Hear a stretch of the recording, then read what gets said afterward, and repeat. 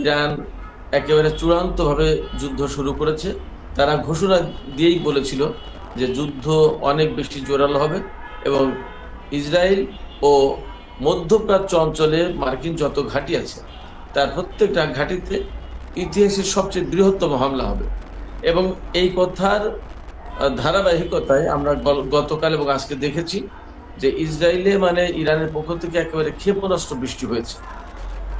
Iran খাইবার শেখান, তারপরে ফাতা ওয়ান, ফাতা টু, তারপরে খুররম শাহর, সিজিল, এই সমস্ত একেবারে লেটেস্ট প্রযুক্তির যে ক্ষেপণাস্ত্র ইরানের হাতে রয়েছে, হাইপারসনিক ক্ষেপণাস্ত্র, এই সমস্ত ক্ষেপণাস্ত্র দিয়েও হামলা চালিয়েছে।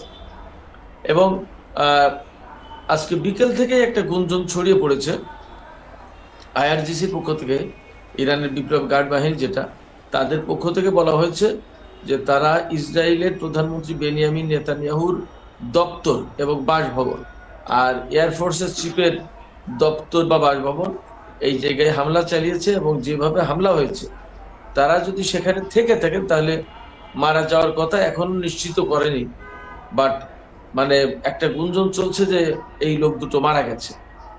আবার এপাশে আজকে আপনারা মনে হয় জেনেছেন এরই মধ্যে যে কুয়েতের আকাশে 3টা F-15, আমেরিকার 3টা F-15 জঙ্গি বিমান, যুদ্ধ বিমান বিধ্বস্ত হয়েছে। আমেরিকা বলছে যে এটা কুয়েতের সেনাবাহিনীর বিমান বাহিনীর মাধ্যমে ফ্রেন্ডলি ফায়ার হয়েছে এবং ফ্রেন্ডলি ফায়ারের কারণে এই 3টি বিমান বিধ্বস্ত হয়েছে। বাট ইরান বলছে যে তাদের ক্ষেপণাস্ত্র প্রতিরক্ষা ব্যবস্থা থেকে যে ক্ষেপণাস্ত্র ছোড়া হয়েছে তার আঘাতে এই 3টি বিমান বিধ্বস্ত হয়েছে। এখানে একটু বলে দেয়, ছোট্ট একটা বিশ্লেষণ দিই যে